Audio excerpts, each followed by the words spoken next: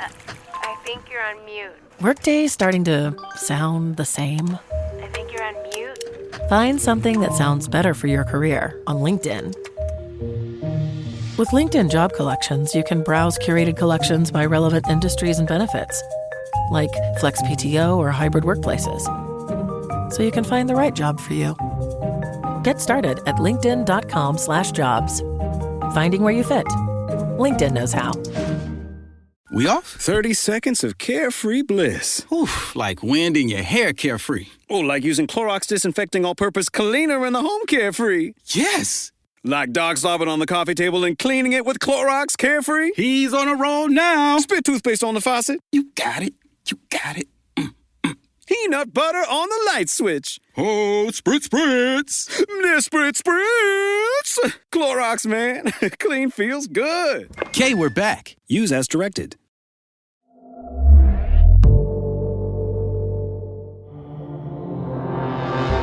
Welcome back to Undertow, Realms podcast, dedicated to tales of the weird and the wicked. I'm your host, director and producer, Fred Greenhalgh. Today, we leave the diabolical estate in England to move back to my home territory in New England for a haunting apocalyptic/coming-of-age tale told through the eyes of Sprout. Sprout and her parents were doing just fine on the coast of Maine. Life was simple, and having a father as a mariner was never certain, but they made their way. But after a tragedy, her mother remarries an incredibly ambitious man, one whose vision on how to save the world might just damn it to oblivion. This is Carrion Harvest, penned by Morgan Sylvia, who you may know as one of the writers on our previous seasons Blood Forest and The Pulse. You've also heard her short fiction on Undertow before with the short story Agony Chamber. This nightmare novella is read for you by Jessica Taige, an audiobook narrator and voice actor currently based in Thailand. Sound design by my longtime compatriot, Rory O'Shea. And now our ride to the Carrion Harvest begins, part 1.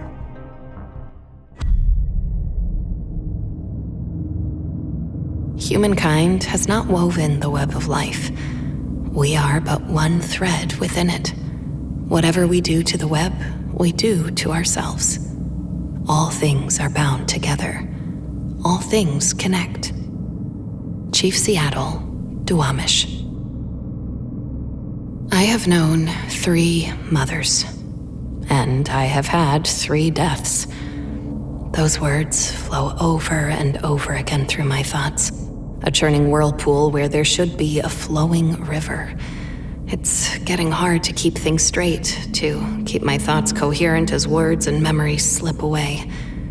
Even in my more lucid moments, I struggle to hold on to the last frayed shreds of myself. The changes are happening faster now. My awareness dissolves almost by the minute. Pain courses through me like fire, searing me, transforming me, unmaking me.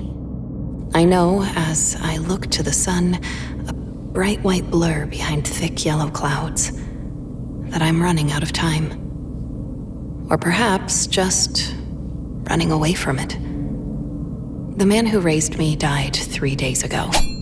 Our cook's prized Japanese steak knife sunk hilt deep through his left eye, stabbing into the mind that got us here. I probably should have burned his corpse with the others, but instead I buried him beneath his precious corn. His body must already be moldering and bloating, perhaps already as green and purple as the bruises on my legs. When the sky darkens, when the moon is black and hidden, he will rise, as have his allies and his enemies, as I have. And when he does, I will kill him again. At least I've something to look forward to before I fall into madness. To clarify, that man is not my father. His blood never ran through my veins until the day I drank it. He raised me, fed me, clothed me, but he is not my kin. I never carried his name, nor will I. I suppose I should note that name before I forget it. Harvey K. Smithfield. That moniker should stand in history beside other monsters of his ilk. Hitler, Pol Pot, Oppenheimer. I wonder if there will be anyone left to remember it. I do know this. I have walked this dying earth for at least 19 years. most of that time is blank. Memories fall away like molted skin as my fingers fuse into pincer-like claws.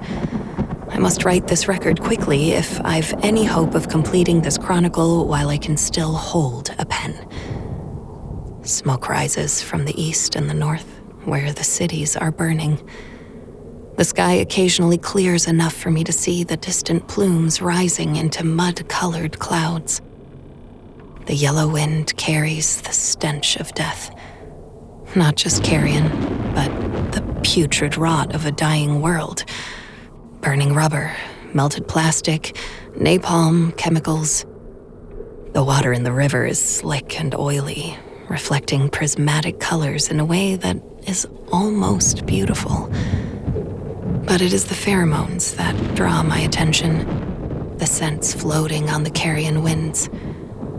They call to me like lodestones, activating instincts as though flipping a switch. These are not the only things calling me. The song rises as the sun falls. Distant echoing strains call over the dust-choked horizon, echoing through rolling hills where dead trees stand before a white sun, unhallowed, unmade. The music is as wrong as it is perfect, as blasphemous and beautiful as I am now.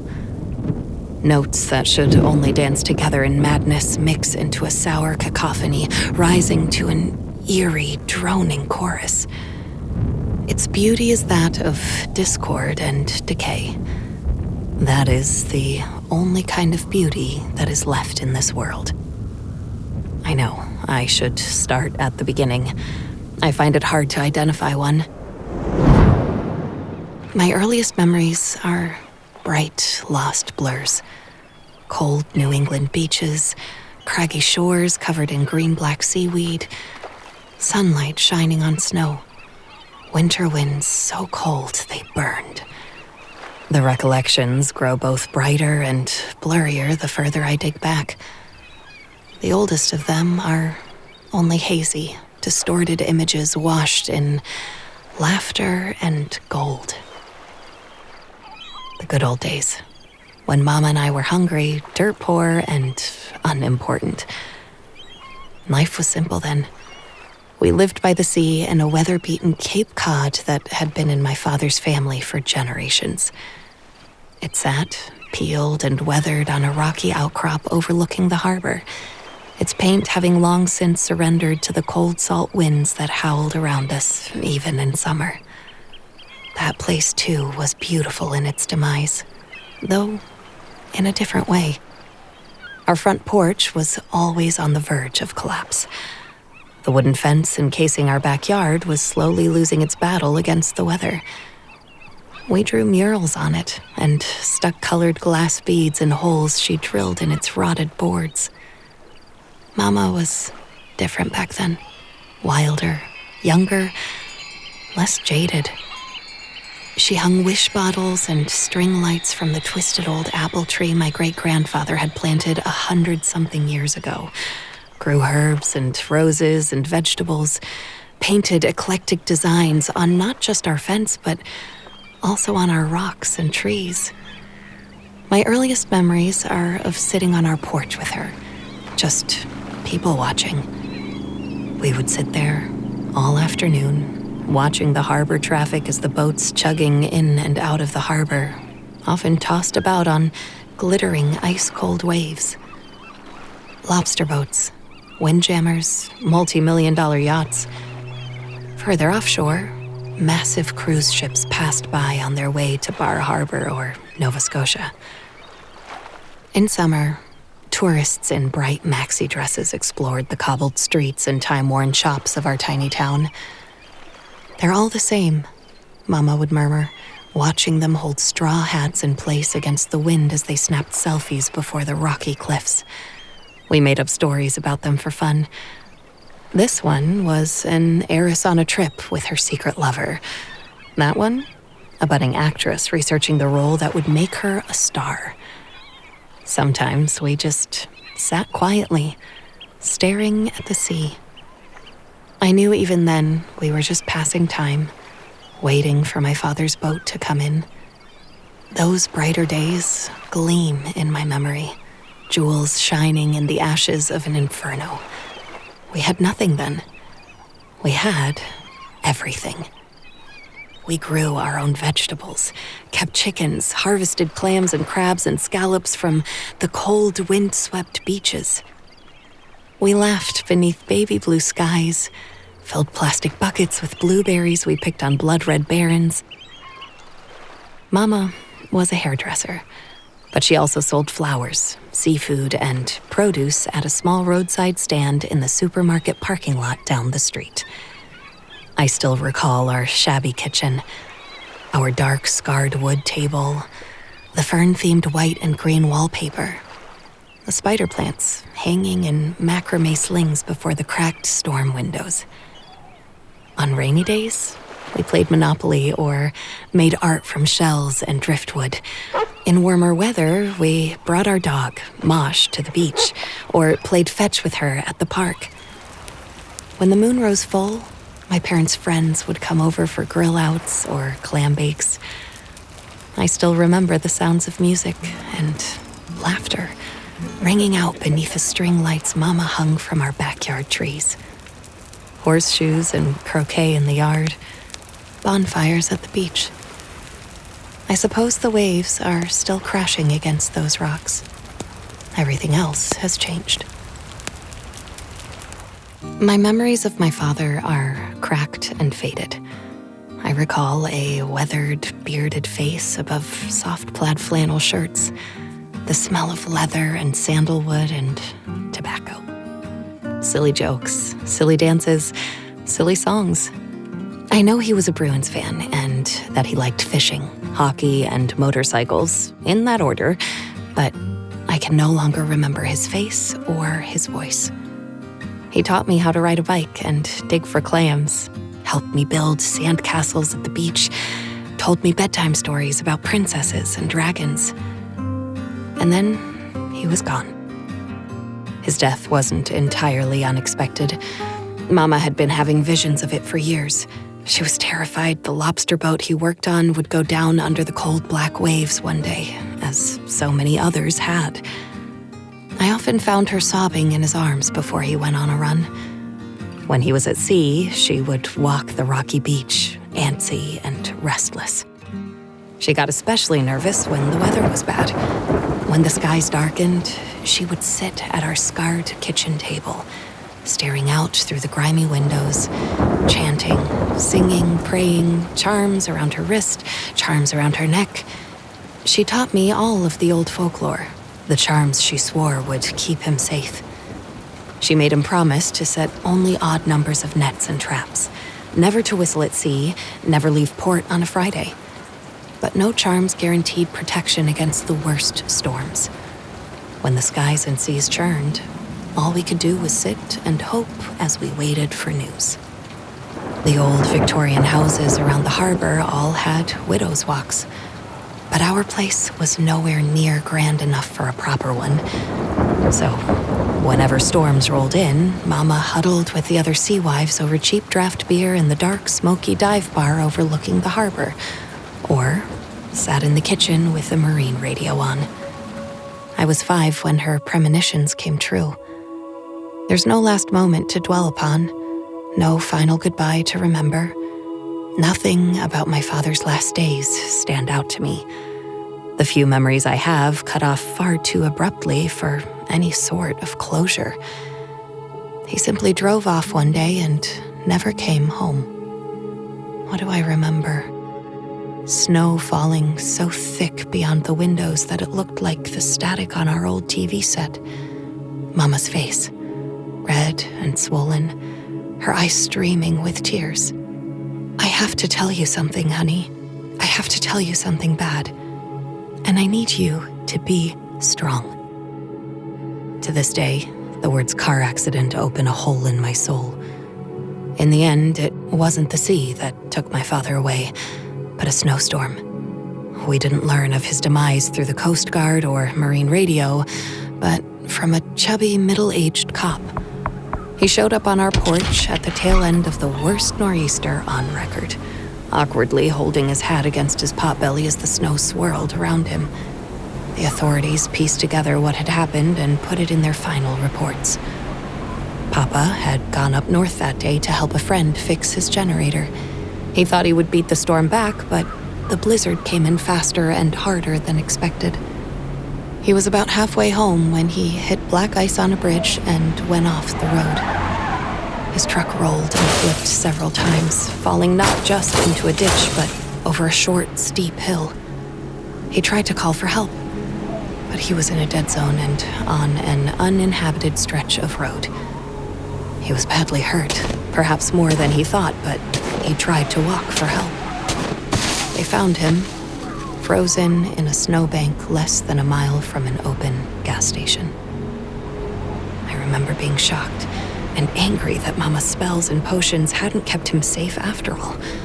I was enraged at realizing that the charms and bottles she hung from our trees and buried in the yard had proved useless.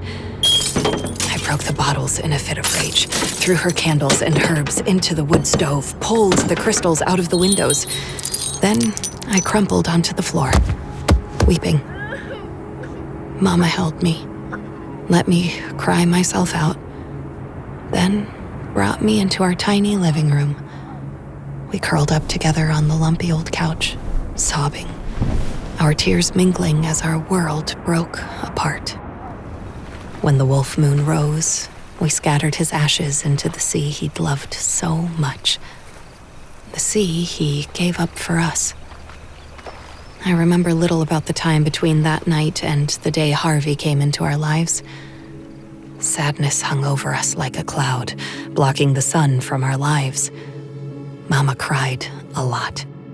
Her best friend, Tabitha, took over most of the cooking and cleaning. Mama spent weeks, months, just lying in bed, staring at the ceiling, wasting away. The phone stopped ringing long before she pulled herself together enough to return to work. Time, uncaring, pulled us forward. I paid little notice to Harvey on that sticky, sweltering summer afternoon when they met.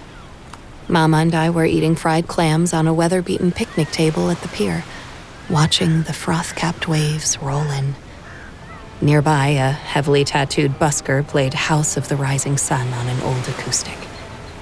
Harvey walked out of the glare of summer sunlight and struck up a conversation with Mama.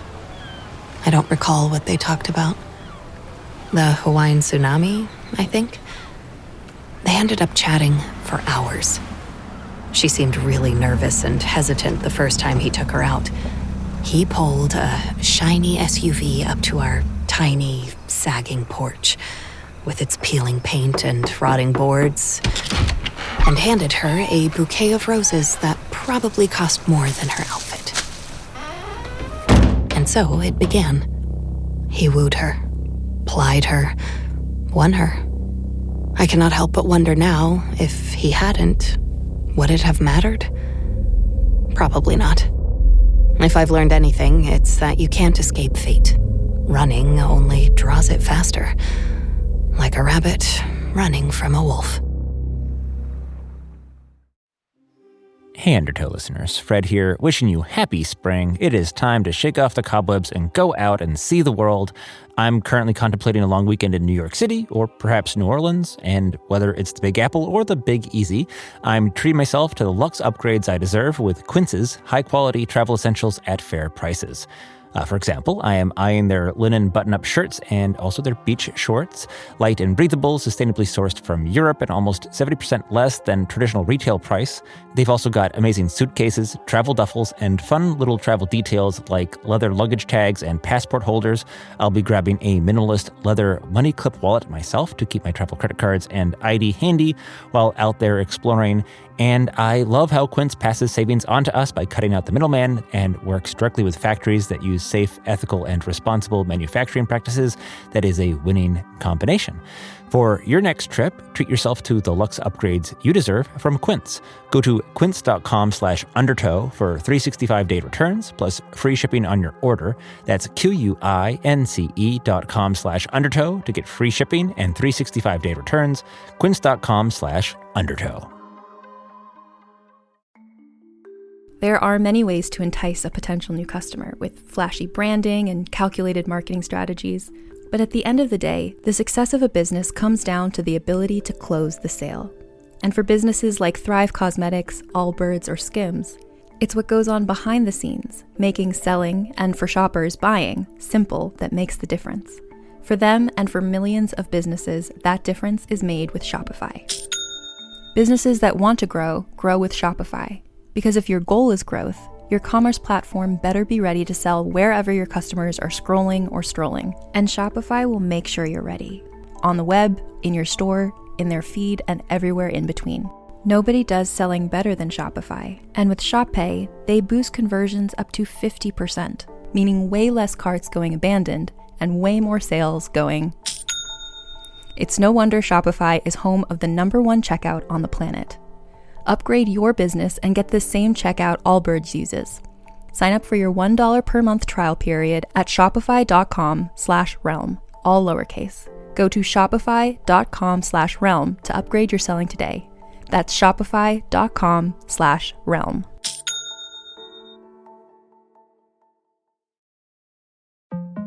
TaxAct knows small business owners can sometimes use a little help with their taxes. That's why TaxAct has Expert Assist, a team of live tax experts ready to answer any questions you may have. Think of them as your own personal sidekick. Not like one of those funny talking animal sidekicks, more like the super smart nerding out on tax code and business casual attire sidekick, but just as helpful and lovable.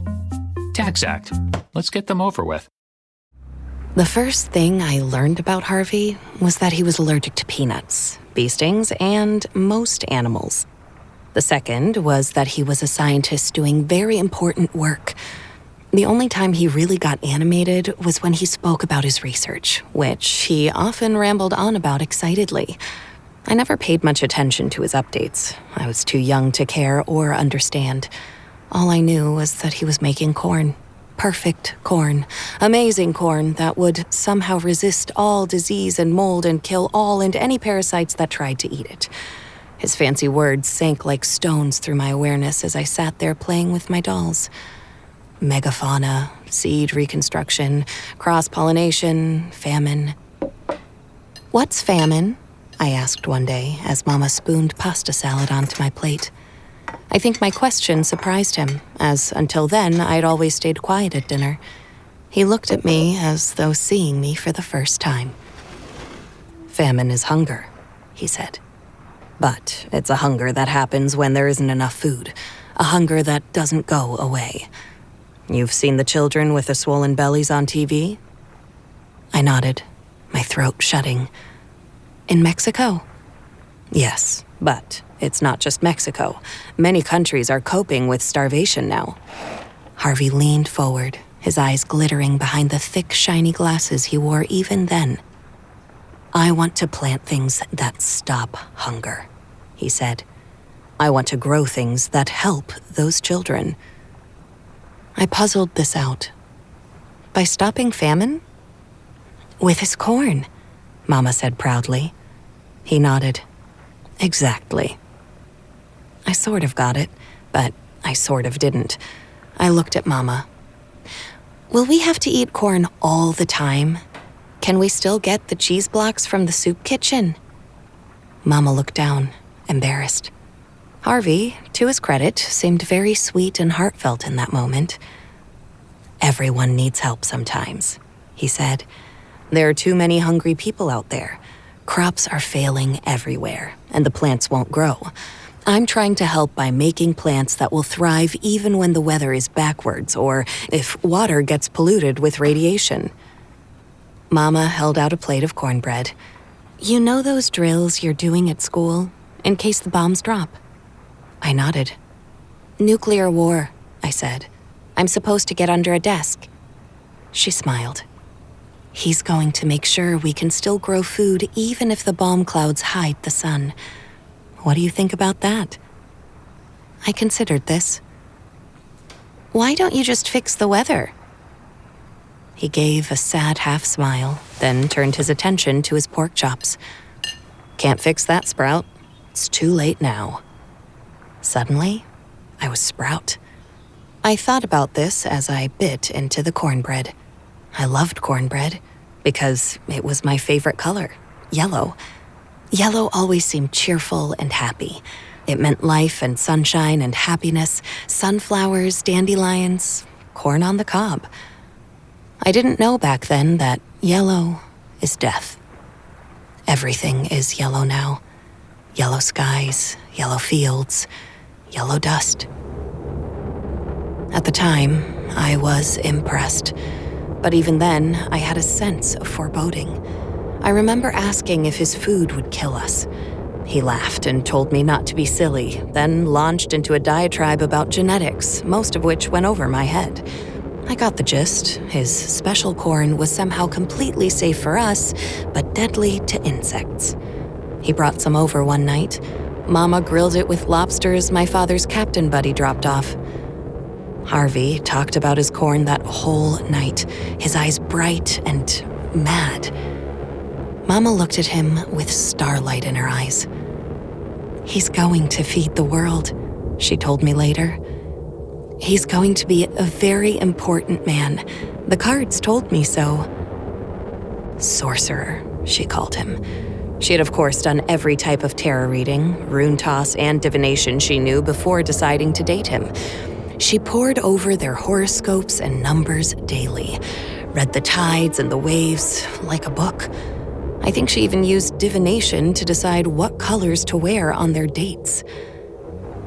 He's going to be a big part of our lives, she told me one night as she was getting dressed. See these cards? The Magician, willpower and manifestation. 6 of Wands, victory, success. The Emperor, authority, structure, control. He's going to be a very important man. It didn't take long for them to become official. Mama and Harvey had several things in common: a love of gardening, cooking, and travel, an obsession with trying ice cream flavors, and a fascination for the occult. They started out playing carnival games at the pier, but were soon taking day trips to food festivals and wine tastings and visiting various fortune tellers. His was a very different magic than hers. Mama was a hedge witch, a healer, a bit of a psychic. She was, at least in those days, a white witch, I suppose. She dabbled with divination, protection spells, and candle magic, but rarely delved into ritual. Harvey was ruled by darker forces. He had no interest in merely telling the future. He wanted to control it. His work danced on the borders of science and spirit, that abstruse realm where minds and matter, realms colliding like the ocean crashing against rocks. Harvey was chock full of quirks. He was completely OCD when it came to germs and dust. To call him a germaphobe is putting it mildly. Mama and I were good about washing our hands, but he took it to a whole other level. He hated touching doorknobs and restaurant chairs. Even touching gas pump handles or doorknobs was enough to make him slather his hands in antibacterial gel. He also had terrible allergies. He sneezed terribly anytime our dog or cats came anywhere near him, and his eyes grew watery and red whenever pollen counts were high. Unlike my father and his buddies, he didn't know or really care about cars or concerts or fishing. To this day, I cannot tell you whether it was madness, benevolence, hubris, or simple greed that ruled him. I only know where it led, but there was a hunger to him. Even then, he was completely driven by his work, which he slaved over as though he was being whipped on by some unseen force. Still, I do recall a gentler side of him. He was different in those days. I suppose we all were.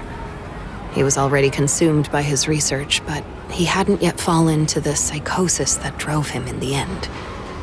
He was sweet and patient with Mama, who was still bent by grief when they met. They often brought me along on their early dates, while he was still in the process of sweeping her off her feet. We went to movies and parks, played carnival games at county fairs, tried every ice cream shop and restaurant within a few hours' range. The wheel of time rolled forward. Slowly, the past fell further and further away. The pain of losing my father never really left Mama's eyes. It just settled into the background. I came home one day to find several boxes of his belongings on my bed, with a note saying I should have them. I was to take whatever I wanted. The rest would be donated. His pictures, records, and concert shirts sit in my closet to this day. Whether through charm, work, politics, or perseverance, Harvey managed a few big wins. One had to do with a grant. The other was some sort of patent, which I understood would make him a lot of money. Things started changing fast then. This was when Mama's true metamorphosis began. She started wearing short dresses and lipstick instead of the jeans, sandals, tees, and hippie boho blouses that had always been her uniform. Instead of taking her to rock concerts or outdoor fairs, Harvey brought her to operas and ballets. Suddenly, it was theaters and galleries instead of fairs and festivals, and 4-star restaurants instead of takeout from the clam shack down the road. He bought her a car for her birthday. She got a real diamond necklace that Christmas and a ruby for Valentine's Day. By the next year, they were going on expensive vacations to exotic places: Bali, Costa Rica, Tahiti, Europe. Sometimes I went with them, but usually I stayed with Tabitha. And then, on a chilly autumn day, we left the only home I had ever known and moved into Harvey's posh, 3-story townhouse.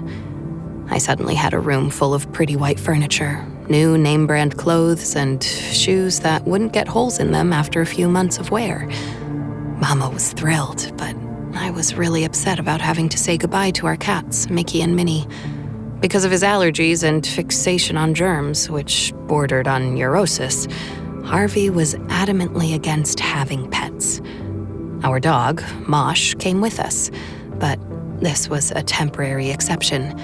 Mosh was very old by then and didn't have much time. I cried for hours the day we brought the cats to Tabitha's house.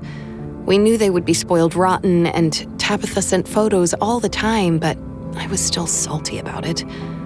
It was one more link to my father severed. He'd brought them home from the dock when they were just kittens. The day we moved, I sat in our new backyard, sobbing. Harvey came and sat down next to me. "Cheer up, Sprout," he said. "The cats are fine. You can visit them whenever you want." I sniffled. "It's not the same." "They're just cats," he said. "They probably won't even notice. They just sleep all the time anyway." That made me cry harder. He was obviously out of his depth, but trying. "Your mother said you like horses. How would you like a pony?" I dried my eyes, eyeing him with cautious hope. "Really?" To his credit, he really did buy me a pony. Cinnamon. We boarded her down the road at first, though later we moved her to a more exclusive, high-end stable. The only condition was that I had to be diligent about not bringing dirt, horsehair, or mud into the house. One would expect that I felt like a princess the first time Mama took me to a high-end clothing store and told me I could pick out whatever I wanted. Looking back, I don't think I felt anything at all. The next years are a blur. The few watercolor memories I retain of those days run together like chalk art in the rain. Images pop up here and there, but those recollections are growing darker, sinking into the blackness of the shadow Harvey eventually cast over us all. He worked frantically back then. often staying late at the lab or working at his huge mahogany desk long into the night. The flickering blue light from the TV in his office illuminated our yard long after the other houses on our street had gone dark. In those early years, Harvey's social circle, which soon became Mama's, consisted mostly of scientists, doctors, and teachers, with the occasional lawyer, banker, or real estate broker thrown into the mix. Their gatherings bored me. My parents' parties had always been loud, fun times filled with music and laughter. Harvey's gatherings involved classical music and fancy food served on square white plates. His guests drank wine or scotch instead of beer, and they never ever arm wrestled or pranked each other or fought over hockey or football. I hated every second of those dinners, and I always tried to get out of them. If I was forced to stay, I would listen with vague disinterest to the sterile adult chatter and retreat to my room as soon as I could. I should clarify something. Harvey never laid a hand on me. He never struck me and very rarely yelled at me. He was never cruel, so much as awkward and distant. For the most part, he let me be. I only really drew his ire or attention if I made a mess. He paid for my riding, gymnastics, and violin lessons, and for my trips to dance, gymnastic, music, and riding camps. He bought me everything I asked for, but with no more thought than he put into paying bills. I never loved him for it, for there was no love in the giving. He did these things automatically, as though they were simply chores to be seen to. But occasionally, he would surprise me by actually making an effort. He cleaned up my scraped knees, went to my track meets at school, helped me with homework and science projects, sold Girl Scout cookies and magazine subscriptions to his co-workers for me. My anger and resentment faded, albeit slowly. I was young enough to be molded. I grew into his rules and phobias, but I never completely warmed to him. I suppose we had an unspoken truce to leave each other alone. But sometimes I would look at him and this feeling of dread would fall over me. When we visited the Grand Canyon, I was struck with the urge to shove him over the edge. I wish I had. As I grew older, I began to notice things that had escaped my attention before. Every 3 months or so, a black limousine came to our door and fetched Harvey and Mama away. No driver, no guests, no interaction. They would just silently walk out the door and step into the waiting car. They always wore black on those occasions, and Mama would paint her lips and nails crimson red. They never told me where they were going. Perhaps that was what drew my attention. Usually, when they went out, Mama would let me know what their plans were. But when the moon went dark, they just slipped out quietly. Not a word about where they would be or when they were coming home. There were still embers of the old Mama glowing inside back then. She loved spoiling me. She took me shopping every month, brought me to ballets and movies and spa dates. Whenever Harvey worked late, which was often, we would curl up on the huge white sectional sofa and binge-watch our favorite girly shows. She would whisper into my ear about how blessed we were.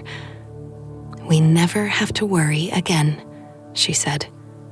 As long as I kept my grades up, I could go to any college I wanted, be anything I wanted. She managed to paint a fairly bright picture of my future, enough to keep me buoyant as the waters around us grew deeper, colder, and more turbulent. The world around us was going mad. Mama watched the news obsessively as plagues and wars and famines became everyday happenings. The threat of nuclear war loomed over us like a cloud that wouldn't clear. Mama grew so frightened that she started having panic attacks. I heard her speaking to Tabitha about it on the phone. "Something is coming," she would say. "Something horrible. I can feel it like dark storm clouds blackening the horizon." Harvey grew increasingly obsessed with his work. Looking back, I see the beginnings of his true ambition taking root around that time. The glittering, bloodshot eyes, the tics and trembles, the long-winded rants. He only really grew animated when he spoke of his research, his precious corn. Then he would pound his fist on the table in excitement, sour spittle flying from his lips. He spoke of things that should only belong to gods: creation and annihilation, transcendence and obliteration. He got a manic look in his eyes whenever he spoke about his experiments, a sort of dark energy that pulled light from the room rather than illuminating it the way Mama's did. His rants sucked the air out of the room. I remember him slamming his fist down on the mahogany dinner table one night as he raged against some co-workers who were raising concerns about his work. "Their greed and callousness are astonishing," he raged. "The fools think they can dictate what science can achieve. They're blocking me, when they know what this could mean. They aren't concerned about health or environment, not really. They don't care about the people this could help. It's about money." I think he honestly believed that he was going to save the world. He saw himself as the one that would single-handedly revive the fields ravaged by the floods and droughts that dominated the nightly newscasts. I remained skeptical. The red, shiny tomatoes he grew in our tiny walled-in backyard looked perfect, but tasted like cardboard. I was 8 when they married. The wedding was an extravagant affair at a posh seaside resort. Mama was an only child, and her parents had been gone for years, so the only people on our side of the aisle were my grandmother and Mama's closest friends. Harvey's side was packed with people with extra initials tacked onto their names. I remember helping Mama get ready. Everyone just seemed uneasy. There were forced, tight smiles instead of the rolling laughter and raunchy jokes that had always accompanied their gatherings. Mama looked beautiful in her dress, but it was a cold, hard beauty. Once she had been a thing of fire and garnets. Now it was ice and diamonds ruled her. Many of the guests wore military uniforms. Their chests shone with ribbons and medals that gleamed in the light. Others wore expensive suits. The women were perfectly coiffed, as coolly arrogant as they were beautiful. They wore expensive dresses and carried designer handbags, adorned themselves with precious jewels. I remember walking down the aisle to the Gothic chords of an ancient organ, tossing rose petals down on the marble floor. When I reached the altar, I turned and found myself faced by a sea of strangers. Gray, cold lords with glittering eyes. That was and is my name for them, the gray, cold lords. They looked around with icy stares, their words and breaths poisoned by power and influence.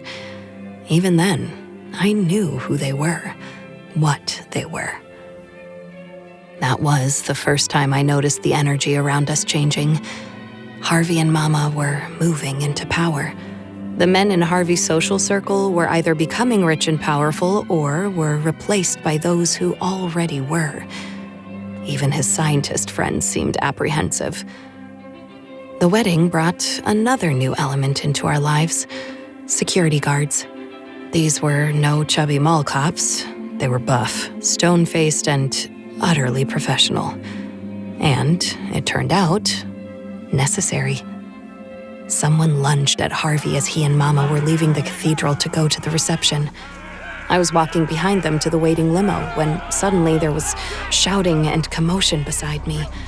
Startled, I turned and saw a bearded black man shoving his way through the crowd, his face twisted in fury. I only made out a few mumbled phrases. "Madness. You're insane. You'll kill us all, you motherfucker." The security guards made quick work of dragging him off. That wasn't the only unsettling thing that happened at the wedding. The second occurred as Harvey was dancing with his mother. All of a sudden, multiple phones pinged and buzzed. Several of the more important-looking guests looked at their notifications and immediately left. After a brief pause, the band resumed playing and the conversation again rose to a dull roar. At the time, I just remember being tired. I looked up at Tabitha, who was watching Mama and Harvey with wary eyes and a look somewhere between fear and disdain. The one bright spot in the whole affair for me was that I would stay with her while Harvey and Mama were on their honeymoon. She forced a smile when she saw me watching her. Aren't the ice statues beautiful? They look like they're about to come to life and start dancing. I think I love the swans the most. Your wedding was more fun, I said glumly. They'd hired a local band and a food truck. Candles and flowers and string lights had turned their old farm into a fairyland, if just for a night. Yeah, Tabitha said wistfully. Yeah, it was. I looked up at her, pleading. Can we go to your place now? We have to stay for the whole thing. She put an arm around my shoulder and hugged me. Yeah, that sounds good. I'll go talk to your mom to make sure. They're leaving for Florida early, so I don't think they'll be here too late either. I can't wait to get out of these heels. Movies and ice cream? I smiled, happier than I'd been all day. Really? Every night that week, I slept under a handmade quilt with Mickey and Minnie purring against me. I think those were the last moments of true comfort I ever knew. We found out in the morning that the world had come to the brink of nuclear war. Cooler heads had prevailed, fortunately, but those men who left the wedding went straight to hidden bunkers and compounds. None of them offered to bring us with them. Nothing is sacred. Nothing is safe. I wonder where that bearded black man is now, if he too stumbles through the yellow dust, following a song never sung by human lips.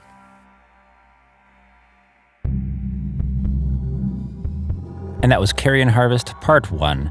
And this is really only the end of the beginning of the nightmares in this part of our trio. Sprout and her mother enjoy a new life of luxury, but at what cost? Are you really safe when protected within walled gardens? And what is Harvey really working on with this world-saving corn? This nightmare continues next week here on Undertow. Carrion Harvest was written by Morgan Sylvia, performed by Jessica Taige, with editing and sound design by Rory O'Shea, produced by yours truly, Fred Greenhalgh, as a Dagaz media production for Realm. Undertow is a production of Realm, hosted by Fred Greenhalgh, executive produced by Fred Greenhalgh and Molly Barton. The Warning Woods has haunting horror stories that are sure to linger with you long after listening. I'm Miles Tritle, writer and narrator of The Warning Woods. Each week, I write an original scary story and share it with you on The Warning Woods. I've written 2 novels and nearly 200 short stories spanning the horror genre. If you're into scary stories, you need to check out The Warning Woods. Listen on Spotify, Apple Podcasts, or wherever you get your podcasts. Just search for The Warning Woods and click play at your own risk. I'm Amy Nicholson, the film critic for the LA Times. And I'm Paul Scheer, an actor, writer, and director. You might know me from The League, Veep, or my non-eligible for Academy Award role in Twisters. We love movies, and we come at them from different perspectives. Yeah, like Amy thinks that, Joe Pesci was miscast in Goodfellas, and I don't. He's too old. Let's not forget that Paul thinks that Dune 2 is overrated. It is. Anyway, despite this, we come together to host Unspooled, a podcast where we talk about good movies, critical hits, fan favorites, must-sees, and in case you missed them. We're talking Parasite to Home Alone. From Grease to The Dark Knight. We've done deep dives on popcorn flicks. We've talked about why Independence Day deserves a second look. And we've talked about horror movies, some that you've never even heard of, like Ganja and Hess. So if you love movies like we do, come along on our cinematic adventure. Listen to Unspooled wherever you get your podcasts. And don't forget to hit the follow button.